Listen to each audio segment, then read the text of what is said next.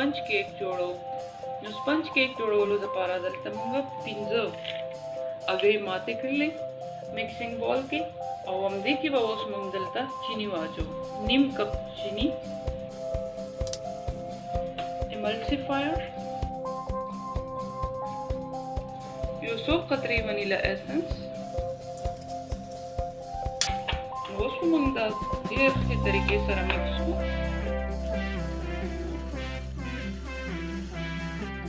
نو دلته موږ تقریبا یو پیاله برابر میده راواخیسته، او دا د چایو چمچه ده، یعنې وړه چمچه، او دې باندې تاسو ته کتلی شي دا بیکینګ سوډا ده او دا مالګه ده.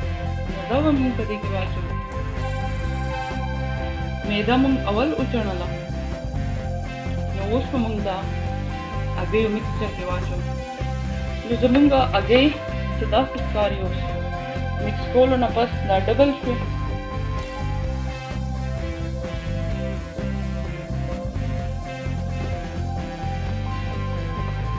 اوس به موږ دې کې د میده اچو او فولډ کوو.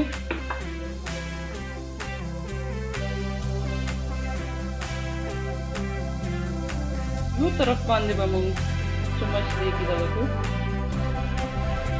په یو ډایرکشن کې به موږ ځو داسې.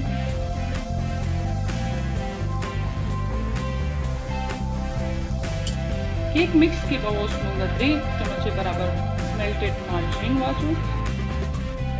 بټر هم اچولی شي، دا هم پکې مکس کړو.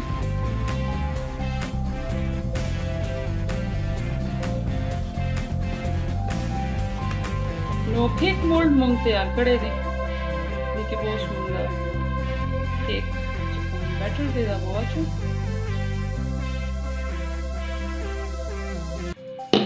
دا به موږ داسې یو 2 ځل ټیپ کړو، که دې کې چېرته ببل مبل وي چې هغه ترې دغه شي او زموږ سپنج کیک مزدار جوړ شي.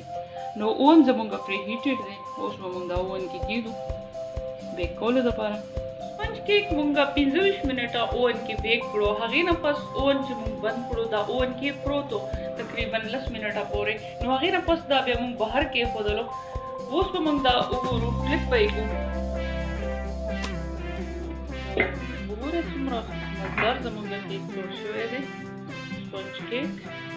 دا بنانه چې کوم موږ اوړه لګولي وو چې دې پورې نښلي نه، دا هغه دي. نو تاسو ته کتلی شي زموږ کیک څومره سپنجي جوړ شوی دی.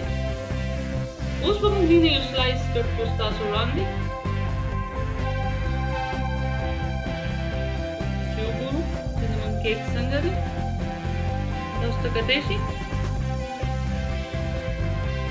څومره سپنجي زموږ کیک تیار شوی دی. نو کیک خو ډېر مزدار جوړ شوی دی. تاسو ته پته ده چې څومره هګۍ زیاتې وي نو هومره سپنجي کیک جوړیږي. بالکل د بازار والا په شانتې ټیکسچر دی. نو کیک خو موږ ټیسټ هم وکړلو، دومره پرفیکټ، دومره مزدار د کور جوړ کړی کیک. که تاسو ته هم زموږ دغه ویډیو ښه لګېدلې وي نو بیا دې له یو لایک ورکړئ او زموږ ویډیو خامخا ټرای کړئ، دا ریسیپي خامخا ټرای کړئ، وګورئ تاسو څنګه جوړیږي. او ایملسیفایر اچول خو چې بالکل درنه هیر نه شي، او چې څومره تاسو زیات بیټ کوئ، زیات ټایم ورکوئ، هومره به ستاسو کیک سپنجي او فلفي جوړیږي. ویډیو کتلو دپاره ستاسو ډېره مننه. خپل ډېر خیال ساتئ. الله په امان.